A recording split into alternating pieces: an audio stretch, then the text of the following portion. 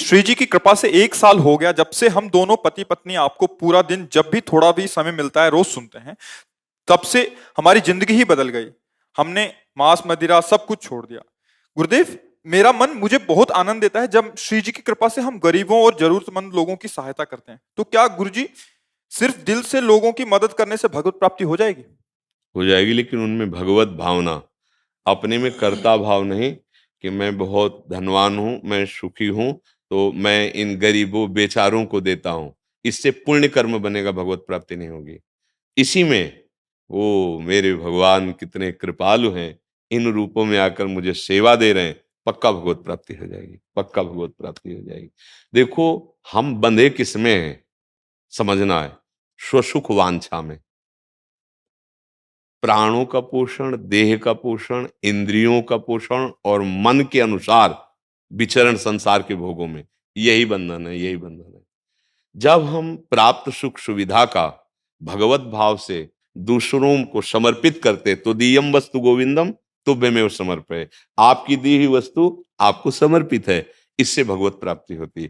अपनी वस्तु जब हम दूसरे को देते हैं तो उससे पुण्य होता है, वो कई गुना बढ़ के मिलेगा। 100 की जगह आपको 10,000 मिल सकता है, लेकिन भगवत प्राप्ति नहीं हो सकती, वो शुभ कर्म बना। लेकिन भगवत प्राप्ति के लिए भगवत भाव आवश्यक है। जैसे माता पिता की सेवा, परिवार की सेवा, सब आ सकते हैं उसी में, इससे थोड़ी भगवत प्राप्ति होती है। उनमें भगवत भावना करके फिर उनकी सेवा करना, तब भगवत प्राप्ति। अच्युत भावना विहीन शुभ कर्म हो सकता है, वो भगवत प्राप्ति करने में समर्थ नहीं। अर्थात भगवत भावना विहीन कर्म वो शुभ कर्म हो सकता है, लेकिन वो भगवत प्राप्ति कराने में समर्थ नहीं। भगवत भावना युक्त एक छोटा सा भी कर्म आपको अध्यात्म में ऊंचे पहुंचा देगा। तत्सुख भावना, सुख देवे को चावचित, सबको सुख पहुंचे, मन से, वचन से, कर्म से। जो हमारे सामने आ गया है, वो मेरा भगवान बीमार का रूप लेके आ सकता है, भिक्षुक का रूप लेके आ सकता है, किसी पशु पक्षी के रूप में सेवा मिल सकती है। उसमें हम पहले भगवत भावना करें, मेरे प्रभु मुझे दिखाई तो आप नहीं दे रहे, ढांचा तो पशु का दिखाई दे रहा है, पर अंदर आप हो, सेवा लेने के लिए आए, बड़े कृपाल हो, फिर सेवा करो। आपकी वो सेवा भगवान की प्राप्ति, वो शुभ कर्म नहीं बना, वो सेवा बनी। सेवा से भगवान की प्राप्ति हो जाती है। देखो, सेवा धर्म से ही जटायु जी की जो परम गति हुई, बड़ी बंदनी हुई। उन्होंने जानकी जी की रक्षा के लिए अपने प्राणों का मोह त्याग करके बड़ा बलि समर्थ रावण से युद्ध किया, और बड़ी शरीर की दुर्दशा उसने कर दी, चंद्रहास के द्वारा काट कर पंख और बहुत घायल कर दिया। तो रघुनाथ जी के हाथों में प्राण त्यागता है, और हरि रूप धारण करके भगवत पार्षद रूप, वो भगवान के धाम। सेवा से सीधे भगवत प्राप्ति है, लेकिन बस भावना है, भगवत भाव। अगर भगवत भाव नहीं तो वो शुभ कर्म हो सकता है, वो शुभ कर्म समर्थ नहीं होता। शुभ और अशुभ कर्म, अशुभ कर्म लोहे की जंजीर, शुभ कर्म सोने की जंजीर, बंधन दोनों से प्राप्त होता है। शुभ कर्म भी क्षीण होता है, अशुभ कर्म भी क्षीण होता है, लेकिन सेवा नहीं। सेवा सीधे भगवत प्राप्ति का हेतु होती है। तो अगर हम कहीं ऐसा अभिमान करके करें कि हम धनी हैं, हम बड़े दयालु हैं, हम दाता हैं, तो फिर बात नहीं बनेगी। भगवान कहते हैं अद्वेष्टा सर्वभूतानां मैत्रा करुण एव च, करुणा करो पर निर्ममो निरहंकारा, ममता रहित होकर, अहंकार रहित होकर, ये भगवत प्राप्ति का स्वरूप है। हम जिसकी सेवा कर रहे हैं उससे ममता नहीं है, उसमें भगवान का भाव है। और हमारे अंदर ये अहंकार नहीं आना चाहिए कि मैंने इतना दिया। नहीं नहीं, आपकी वस्तु आपको समर्पित है, और वो किसी से बताना नहीं चाहिए, छपाना नहीं चाहिए, वो छिपाना चाहिए, वो भगवत प्राप्ति का हेतु बनता है।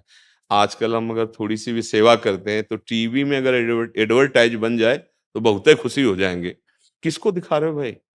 ये भगवत प्राप्ति की साधना है क्या? विचार करो। अगर हम थोड़ी भी साधना करते हैं तो टीवी पे आ जाएगी, वो समाचार में आ जाएगी, वो पत्रों में छपने लगेगी। मुझे लगता है कि अपने ईश को प्राप्त करने के लिए ये बहिर्मुख वृत्ति कहीं बाधक न बन जाए, कहीं सम्मान प्रियता ना आ जाए, कहीं लोकप्रियता न जागृत हो जाए। अगर लोकप्रियता और समाज प्रियता अभी अहम नष्ट नहीं हुआ और जागृत हो गई तो भगवत साक्षात्कार नहीं होगा। भगवत साक्षात्कार हो गई तो लोकप्रियता होती नहीं है। सबसे प्रेम होता है भगवत भाव से। जड़ चेतन जग जीव जत सकल राम में जान। अब सबसे भगवत भाव से मिल रहा है। हमें अपनी साधना का कभी भी प्रकाश तब तक नहीं करना चाहिए जब तक साध्य वस्तु मिल ना जाए। आज हम लोगों से बड़ी भूल हो जाती है। जहां साध्य वस्तु मिलने के लिए थी, वहां साध्य हो जाती प्रशंसा। और आप समझो भगवत प्राप्ति के मार्ग में सम्मानम कलयाति घोर गरलम, नीचापमानम सुधा, श्री राधा मुरलीधरो भज सके वृंदावन माते।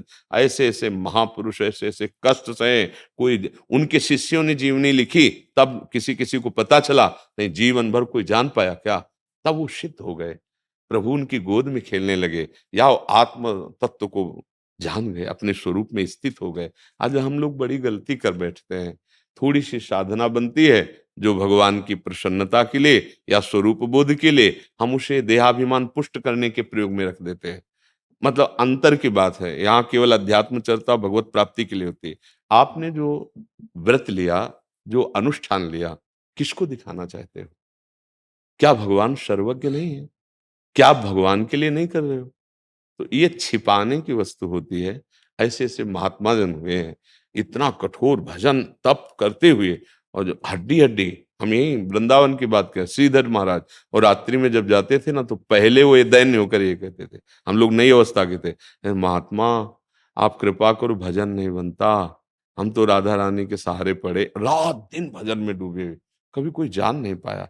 इतना गमछा और भिक्षा की झोली, छड़ी कमंडल, और कुटिया में उनकी मच्छरदानी लगी थी, हाथ चला जाए मच्छर की बात क्या, ऐसी पुरानी मच्छरदानी, रात दिन भजन में डूबे, दे भाव रहित महापुरुष। और जब कोई संत पहुंच जाए, आप सब आशीर्वाद दो, भजन तभी लगता कि गुरु स्वरूप, 80-90 वर्ष की अवस्था, हम नए नए जवान साधकों से कैसे ऐसे प्रणाम करते, कहते आप सब कृपा करो भजन बन जाए।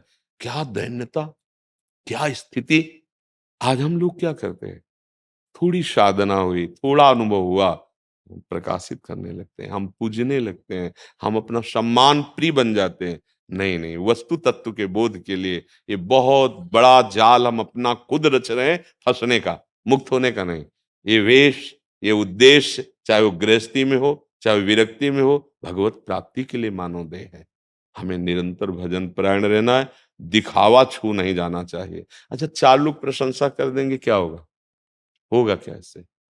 सच्ची बताते हैं, यदि अंदर आत्मानंद की अनुभूति नहीं हुई तो विषयानंद के बिना जी नहीं सकते। दो ही क्षेत्र हैं, विषयानंद, भगवदानंद। अगर आत्मानंद का अनुभव नहीं हुआ तो विषयानंद को तुम जीत नहीं पाओगे। धृति, जो रसेंद्रिय और जनेंद्रिय को अपने वश में कर ले, वो आत्मबोधवान में ही जागृत होती है, या भगवत प्रेमी महात्मा में जागृत होती है। तब तक डरना चाहिए समाज से, क्योंकि हमारी क्षमता नहीं है कि इनके आकर्षण को, इनके सम्मान को हम सह सके। हमारा देहाभिमान पुष्ट हो जाएगा। उपासक इस सावधान रहकर निरंतर भजन परायण, भजन ही जीवन है। बिल्कुल ये समझो, एक ही बात केवल भजन। और जब भगवान आपका यश विस्तार करेंगे ना, तो कभी पोस्टर बैनर छपवाने नहीं पड़ते।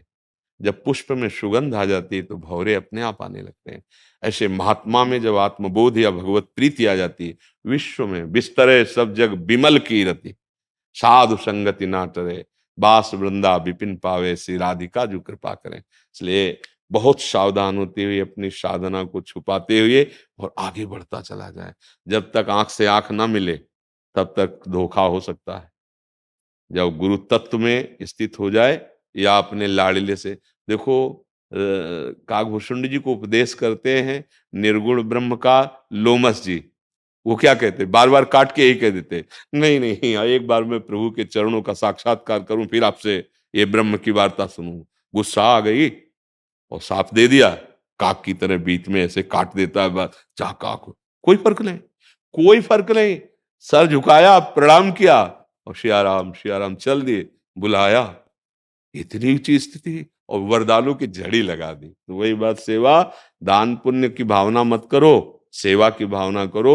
सब में भगवत भाव से, भगवान की द्वारा दी हुई वस्तु से हम भगवान की सेवा करें, तो वो भगवान अपने आप को दे देते हैं। और जब अपनी वस्तु मान के देते हैं तो उसका लाभ मिलता है, पुण्य मिल जाता है कई गुना।